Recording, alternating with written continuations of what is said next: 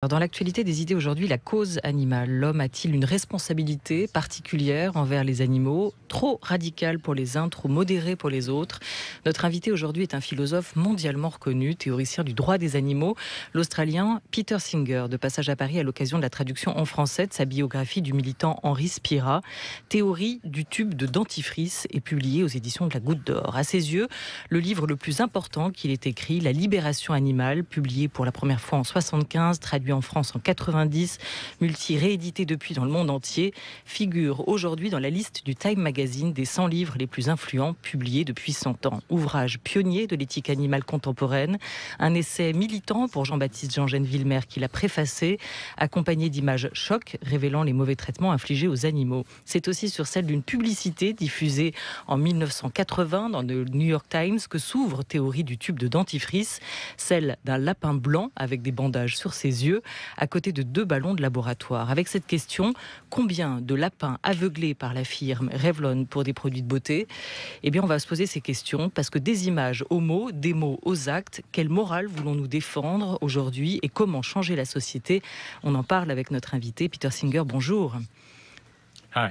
Bonjour et bonjour à votre voix française, Michel Sotowski. Bonjour. Bonjour. Et à nos côtés aussi, Raphaël Glucksmann, aujourd'hui dans le cadre de notre partenariat avec le nouveau magazine littéraire que vous dirigez. Le nouveau magazine littéraire qui consacre son dossier du numéro de juin à l'homme et l'animal, la solidarité avec le vivant. Et son édito, le vôtre, Raphaël Glucksmann, Nous ne sommes plus seuls sur Terre, où vous racontez votre conversion. Bonjour. Bonjour. En ouverture, on va repartir au début des années 80, période charnière en son. Fin aujourd'hui à Bordeaux des premières journées internationales de défense juridique des animaux. Il est vrai que nos amis les bêtes sont plutôt mal protégés juridiquement. C'est pourquoi un institut international tente de réhabiliter l'animal pour lui donner de véritables droits. Une conférence internationale regroupant des juristes de 13 pays pour parler d'un sujet qui soulève depuis toujours des passions, des polémiques, bref des excès. En un mot, pour défendre les animaux. Pendant 3 jours, donc, on s'est penché pour la première fois sur la protection des animaux, une protection abordée sous tous ses aspects, juridiques, sociologiques, philosophiques, politiques et économiques. C'est dire qu'aujourd'hui, une volonté se manifeste dans tous les pays pour que l'animal soit promu au rang de sujet de droit. Passion, polémique, excès, en apparence, Peter Singer, rien n'a changé. Et sur le fond, est-ce que depuis la publication de votre essai phare, La Libération animale, en 75, une prise de conscience a réellement été réalisée? Est-ce que la cause animale s'est améliorée? Definitely there has been a dramatic change in awareness. Absolument, il y a eu un changement dans la conscience des choses. Et je crois que le rythme de ce changement s'accroît au cours des dernières années. Ça continue. Oui, ça se poursuit. On voit de plus en plus de gens qui évitent de manger de la viande, qui évitent de manger des produits animaux, et un mouvement plus fort en défense des animaux dans différents pays. Vous êtes végane vous-même, végane flexible, dites-vous parfois. Oui, c'est exact. J'essaie d'être végane et parfois quand je travaille, quand je voyage, et même en France, c'est pas toujours facile de manger vegan. C'est pas une religion pour moi, donc c'est pas horrible si de façon mineure je mange des produits animaux. Mais ma préférence c'est de choisir vegan quand je le peux. Alors les évolutions des mouvements de protection des animaux se sont constituées un peu partout dans le monde. Leur action s'est structurée. On pense à la France avec l'association française L214 qui relaye dans les médias des images chocs du mauvais traitement réservé aux animaux dans les abattoirs. Le pouvoir n'accorde rien si on ne l'exige pas. Quelle dette envers Henri Spira, dont est traduit aujourd'hui la biographie que vous lui consacrez ici en France. Henri Spira, militant belgo-américain décédé il y a 20 ans. Quelle dette avons-nous envers lui? Je crois que nous avons une grande dette envers Henri Spira. Il nous a montré le chemin pour mener à des changements pratiques, concrets, pas simplement pour le mouvement en faveur des animaux, mais pour des activistes, des militants partout dans le monde. Il a une théorie réaliste du changement qui suggère que l'on peut nous informer, être mieux informés, savoir quelles sont les positions des gens, ce qu'ils vont accepter, ce qu'ils ne vont pas accepter, et mettre de la pression pas simplement sur les gouvernements, mais aussi sur les grandes entreprises et d'autres institutions qui sont responsables pour la maltraitance des animaux, pour les persuader de changer la façon de faire, leur façon de faire. Cette biographie, Peter Singer, a été écrite il y a 20 ans, traduite aujourd'hui en France. Votre livre, La cause animale, a aussi été traduit bien plus tard en France. Alors, est-ce qu'il y aurait un retard français particulier sur cette question, ou sommes-nous un peuple insensible à la cause animale? On a avec nous non pas un cobaye, mais peut-être un cas pratique. Le directeur du Nouveau Magazine littéraire, Raphaël Glucksmann, qui dans ses pages avoue sa conversion tardive à la cause. Résolument cartésien, dit-il dans son édito, j'ai moi-même longtemps refusé de prêter la moindre attention au discours animaliste. Raphaël Glucksmann, qu'est-ce qui vous a rendu sensible ? C'est une question d'étonnement. Vous savez, Aristote disait qu'au principe de la philosophie, il y avait l'étonnement. Et ce numéro du magazine littéraire, c'est le produit d'un étonnement. Parce que moi, j'ai vraiment eu la formation rationaliste, cartésienne, classique de l'université française. Et je pensais pendant longtemps que ceux qui se préoccupaient à ce point de la cause animale avaient bien peu de respect pour les souffrances innombrables des hommes, des êtres humains. Et je ne voyais pas le lien. Et en fait, progressivement, j'ai compris ce lien en entrant dans cette question à travers la question du réchauffement climatique. C'est d'abord le réchauffement climatique qui a ébranlé mon rapport à la Terre comme maison commune, et donc mon rapport finalement aux autres habitants avec lesquels nous sommes en colocation sur cette Terre, les êtres sensibles vivants, pas seulement les animaux, d'ailleurs le vivant en général.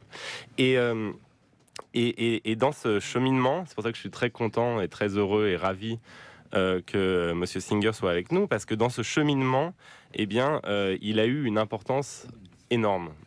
Et je pense qu'il a eu cette importance sur une foule de gens comme moi. Et la question que je voudrais poser, c'est... Parce que cette confession faite, il vous reste un certain nombre de doutes, peut-être, oui, et des questions pour vous, Peter Singer. La question que je voudrais poser, c'est comment on concilie le souci de la souffrance animale, le respect, la considération pour l'animal et l'humanisme. Comment ces deux aspects ne s'opposent pas les uns aux autres? Comment ce n'est pas un anti-humanisme? Je ne pense pas que le mouvement pro-animal soit anti-humaniste. Je pense qu'il veut élever le statut des non-humains et de tous les êtres sensibles. Bien sûr, certaines distinctions telles que celle que Descartes, il voulait qu'il y ait une distinction très très forte entre les êtres humains et les animaux. Seulement les êtres humains sont conscients. Et seuls les êtres humains sont conscients, les animaux ne le sont pas, disait-il. Mais dans le mouvement pro-animaux, mais dans la science qui s'occupe du comportement des animaux, il y a des degrés.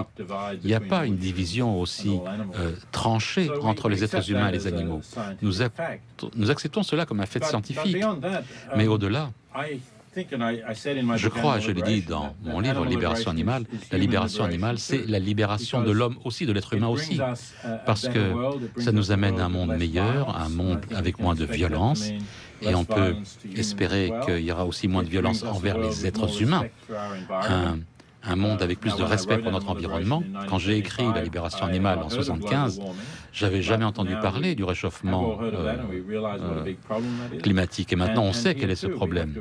Et là, maintenant, comme vous l'avez dit, il faut étendre cette inquiétude à tous les êtres vivants sur la planète qui vont souffrir si nous endommageons le climat. J'ai une question sur l'antispécisme, sur cette et sur le véganisme. Si l'idée, c'est de réintroduire l'homme dans le cycle, dans le continuum du vivant, comment on peut justifier, alors que dans ce cycle, les loups mangent par exemple les agneaux, comment on peut justifier que l'homme se mette au-dessus et décide de sortir de ce cycle? C'est une vraie question que je me pose, parce que je suis à un moment de bascule dans ma vie, comme beaucoup de gens. Mais tout d'abord, il faut accepter que nous sommes par nature dans le cycle. Nous ne sommes pas simplement des cannibales comme des loups. Les loups ne pourraient pas survivre sans la viande, mais nous, oui. Donc ça nous donne le choix. Bien sûr, il y a une différence. Les êtres humains peuvent faire des choix d'une manière que les non-humains, que les animaux ne peuvent pas faire de façon délibérée entre diverses options et en choisir une plutôt qu'une autre. Oui, nous avons une responsabilité morale que les animaux non-humains n'ont pas. Et c'est finalement ce qui nous sort de ce cycle, en quelque sorte. Une fois que nous nous rendons compte que nous pouvons vivre sans manger des animaux, que c'est mieux pour l'environnement et la planète, et en fait que c'est meilleur aussi pour notre propre santé, à ce moment-là, on peut voir que nous avons choisi de manger tels produits qui seront meilleurs pour tout le monde. Et c'est quelque chose que les animaux non humains ne peuvent pas faire. Ce choix, ils ne peuvent pas le faire. Le spécisme hiérarchise, différencie, discrimine selon l'espèce aussi. L'antispécisme postule au contraire que tous les animaux sont égaux, Peter Singer, et que l'homme est un animal presque comme les autres. Le refus de considérer l'appartenance à une espèce peut devenir une sorte de critère, de considération aussi. Cette égalité de considération entre l'homme et l'animal, est-ce qu'elle vaut, à vos yeux, égalité de traitement? Qu'est-ce que ça implique concrètement? Quand on dit que tous les animaux sont égaux, il faut faire très attention sur quel est le sens de l'égalité que nous mettons là-dedans. Comme je viens de le dire, il est à l'évidence vrai que les êtres humains ont des capacités cognitives qui sont supérieures à celles des animaux non humains. Donc on pourrait avoir cette discussion. Est-ce qu'un chimpanzé ne pourrait pas avoir cette discussion, par exemple? Mais dans quel sens nous sommes égaux? Nous sommes capables de souffrance, et qu'une quantité égale de souffrance soit impliquée, on ne devrait pas dire que c'est pire parce que c'est la souffrance d'un être humain, plutôt que « ah voilà, ça c'est la souffrance d'un chien ou d'un chimpanzé, ou d'une vache, ou d'un cochon, ou d'une poule ». On peut parler de quantités similaires de souffrance ou de bonheur de la vie, mais il faut leur donner à ce moment-là des droits et des considérations égales en termes de décider si c'est quelque chose qu'on devrait ou qu'on ne devrait pas permettre de continuer. Antoine Mercier est resté à nos côtés. Quand même une question simple, un cas concret. Vous dites que si l'homme est en danger pour sa survie, il peut manger de la viande, donc tuer un animal. L'inverse, évidemment, ne serait pas vrai, c'est-à-dire que si un homme est avec un autre homme, il ne va pas tuer l'autre homme pour survivre. Est-ce que là, nous n'avons pas quand même un point qui montre qu'il y a quelque chose comme une différence qui, évidemment, n'exclut pas la communauté dont vous parlez, mais qui marque tout de même une ligne de différence, une différence? On pourrait argumenter que quand on arrive à la mort ou au fait de tuer, un être qui est capable de penser à son avenir, à son futur, a plus de choses en enjeu qu'un être qui n'a pas de possibilité de penser au futur, à l'avenir. Ça signifie que des êtres humains normaux au-delà de l'enfance ont cette capacité que les animaux non humains n'ont pas. C'est pour cela que si c'était une question de vie ou de mort, il serait raisonnable de choisir de tuer l'animal plutôt qu'un être humain. Mais ce n'est pas une question d'espèce, c'est une question de capacité. Si, par exemple, vous aviez le choix entre tuer un chimpanzé et un être humain avec un cerveau très endommagé, qui ne pourrait plus jamais être conscient ou qui ne pourrait plus jamais jouir de la vie, je ne pense pas qu'il faudrait préférer l'être humain.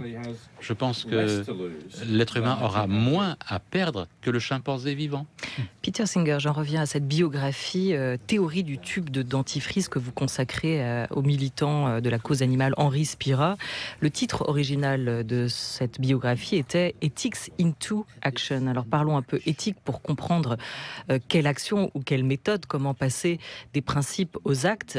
Comment savoir, Peter Singer, quand nos considérations morales sont les bonnes, qu'elles sont suffisamment justes pour être défendues bec et ongle? Quel est le critère? Pour Henri Spira, le critère était cette grande quantité de souffrance que nous infligeons aux animaux non humains. Et nous n'avons pas besoin de le faire, ce n'est pas nécessaire pour sauver nos vies.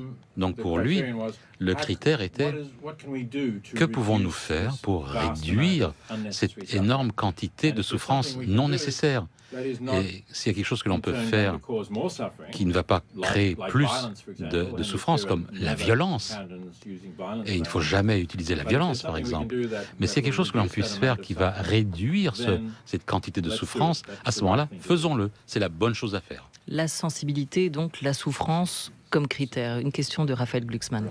Ce qui est extrêmement intéressant, c'est la manière dont Henri Spira arrive à utiliser la société du spectacle pour faire avancer sa cause. Et est-ce que c'est la raison du succès de ces mouvements animalistes? C'est-à-dire que c'est aujourd'hui probablement la cause qui mobilise le plus des gens qui par ailleurs se déclarent apolitiques. Donc quelle est la spécificité de cette action militante de Spira? Qu'est-ce qu'il a inauguré dans le domaine public?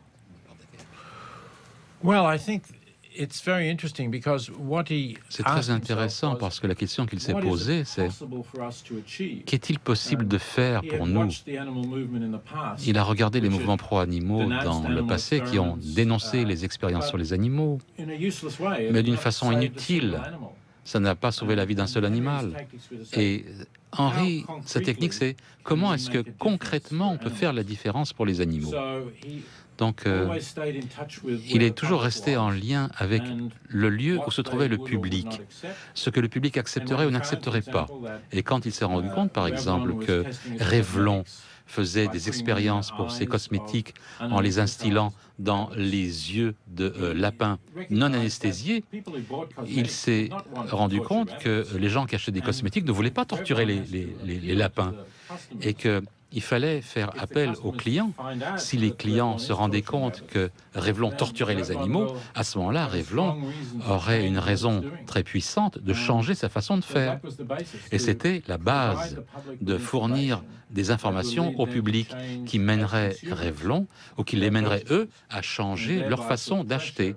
Et donc qu'ils mettraient de la pression sur les sociétés pour que ces sociétés changent leur façon de faire. Et ce livre, Théorie du tube de dentifrice, à travers le récit de la personnalité et les actions de cet homme que vous dressez là, Peter Singer, est aussi un manifeste, voire un précis, un guide à l'usage du militant. Vous y décriviez les méthodes d'action, les principes, les orientations, la ligne de conduite qui l'ont guidé durant toutes ces années. Il privilégiait le dialogue à la confrontation. Il proposait ou tenait à proposer des alternatives crédibles à ce qu'il dénonçait aussi. Il estimait qu'il ne fallait jamais mentir, tromper les médias sur ce qu'on disait sous peine d'être décrédibilisé, ni diviser et caricaturer le monde. On peut peut-être s'arrêter un moment sur son rapport à la violence. Est-ce qu'il s'autorisait à utiliser la violence quand la discussion ne servait plus, ou est-ce qu'il estimait qu'on ne pouvait pas combattre la violence par la violence? Henri n'a jamais utilisé la violence. Très tôt dans le mouvement, quand les premières formes de violence se sont produites, Henri, moi-même et un certain nombre d'autres dirigeants ont signé une lettre pour la principale revue des droits des animaux pour dire « ça sera très mauvais pour le mouvement, c'est quelque chose que l'on devrait totalement désavouer ». Et il avait absolument raison là-dessus, parce que lorsqu'il y a eu des actions violentes, elles étaient utilisées par notre opposition pour désigner notre mouvement comme étant terroriste. C'est une sentence de mort pour un mouvement d'être qualifié de terroriste. Donc, il a toujours essayé de trouver des façons de persuader les gens de changer leur comportement. Il n'a pas réussi tout le temps, mais il a réussi souvent, très souvent, et c'était beaucoup plus efficace que toute utilisation de la violence. Alors ces cibles privilégiées, parmi elles, on l'a évoqué, il y avait la marque de cosmétiques Revlon, mais on peut aussi retrouver d'autres grandes marques de la distribution ou de l'agroalimentaire, McDonald's, Procter & Gamble, les industries du poulet ou de la viande aux États-Unis, mais aussi des institutions de l'appareil étatique comme le département américain de l'agriculture. Est-ce qu'il pensait qu'il fallait changer individuellement nos comportements, ou est-ce qu'il pensait qu'il fallait que ça passe aussi par des politiques publiques? Raphaël Glucksmann, précisez ma question. C'est la grande question, parce qu'on a vu aujourd'hui, par exemple en France, qu'il y a une évolution grâce à ce type de sensibilisation individuelle. Il y a une évolution, mais quand il arrive une loi au Parlement, eh bien des lobbies agissent, et finalement on accouche sur rien. On accouche sur aucune loi qui prend en compte la souffrance animale, et finalement les lobbies l'emportent. Donc à quel moment politiquement on peut agir au-delà de l'impact sur l'opinion publique et de la sensibilisation? La politique, c'est quelque chose de différent dans tous les endroits. La politique aux États-Unis est différente de celle de la France. Mais Henry avait une vision extrêmement sceptique sur l'utilité de faire de la politique aux États-Unis. Il pensait que, comme vous venez de le dire, tout va être délayé, dilué. Les lobbies commerciaux vont réussir à supprimer tous les changements qui iraient à l'encontre de leur utilisation animale.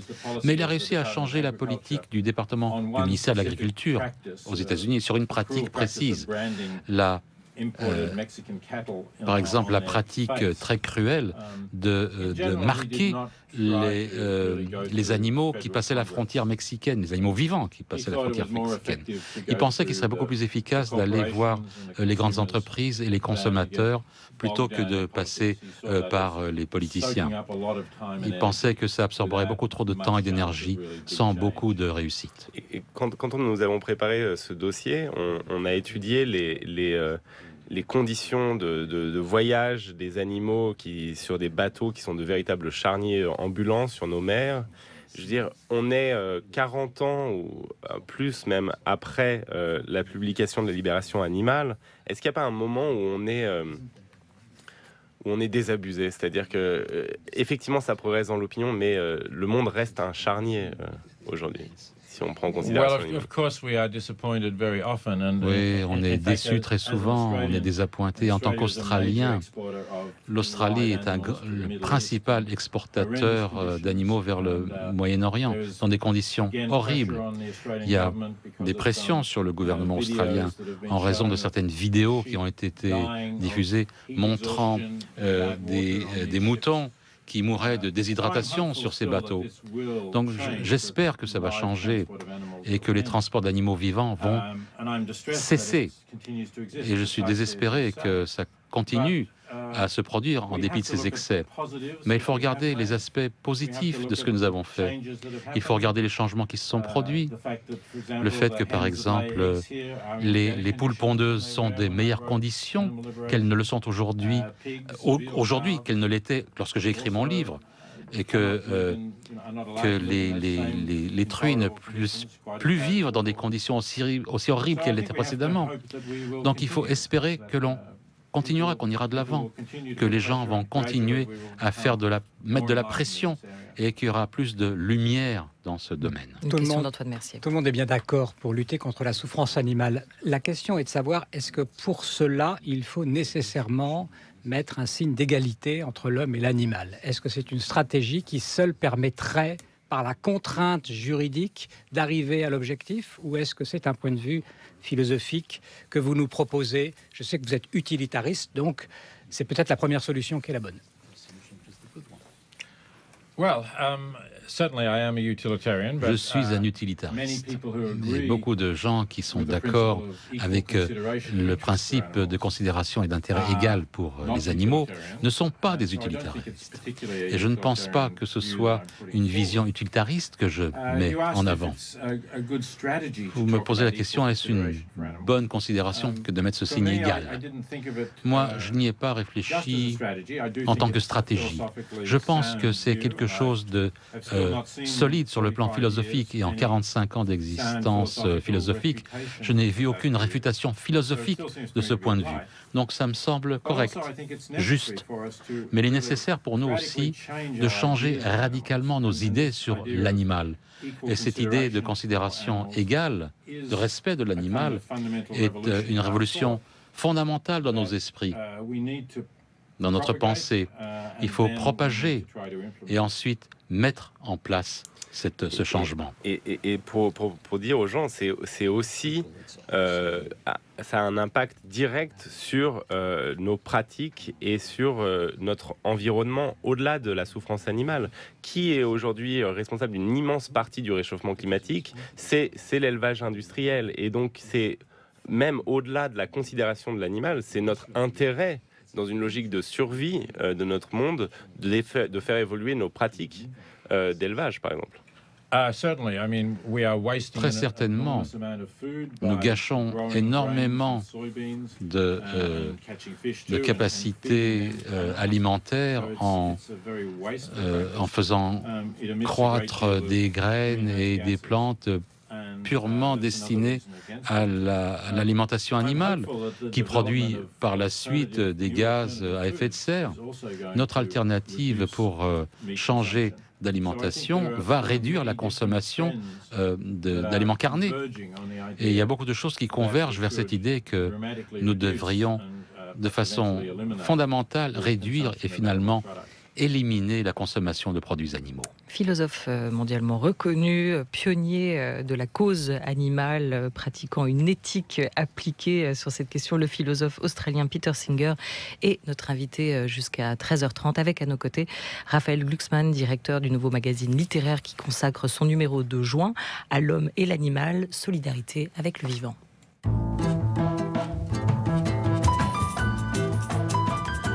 France Culture. La Grande Table, Olivia Gesbert.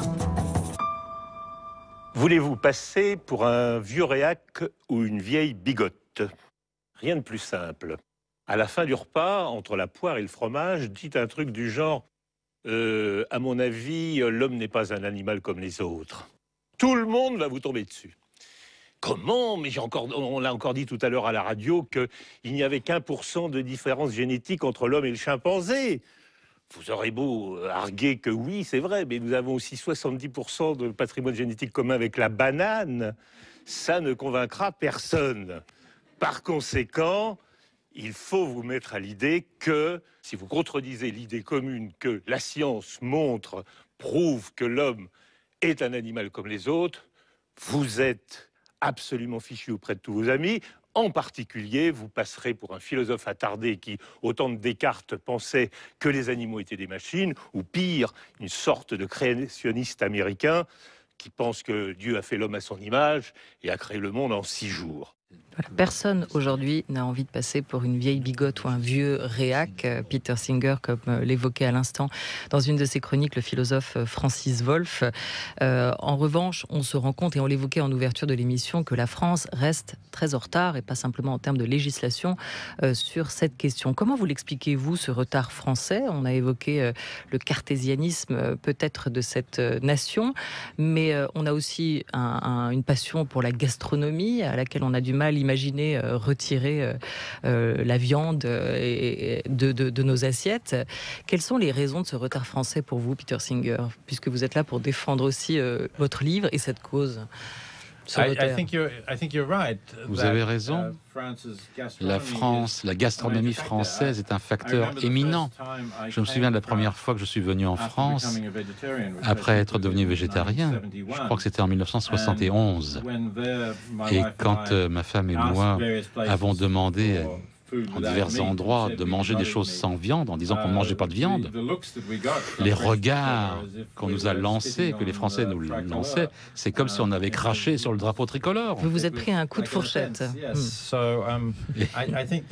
Je pense que c'est un domaine où la France va changer lentement. Mais je sais qu'il y a déjà beaucoup des grands chefs français qui produisent des plats sans viande, très très différents de la cuisine française traditionnelle. Donc j'espère que d'autres chefs vont utiliser leur inventivité pour créer des chefs-d'œuvre de cuisine française qui seront aussi bons pour les animaux et bons pour l'environnement. Une dernière question de Raphaël Glucksmann à Peter Singer. Quel est aujourd'hui l'ennemi idéologique qui bloque une prise de conscience encore plus large? Est-ce que c'est la croyance quasi religieuse dans l'unicité de l'homme, ou est-ce que c'est le marché, le capitalisme qui, par ses logiques d'intérêt, bloque toute avancée? Je ne pense pas que l'on puisse condamner le capitalisme pour cela. Le capitalisme a beaucoup de péchés. Mais il faut voir que sous le communisme soviétique, le traitement des animaux n'était certainement pas meilleur que ce qu'il l'était sous le capitalisme. En Chine aujourd'hui, peut-être que c'est encore pire, que la Chine soit considérée comme étant marxiste, capitaliste ou un mélange des deux, j'en suis pas sûr. Le capitalisme en soi produit des biens que les consommateurs désirent. Et il faut regarder cette attitude fondamentale du consommateur comme la cause ultime de la raison pour laquelle nous continuons d'infliger tellement de souffrances aux animaux.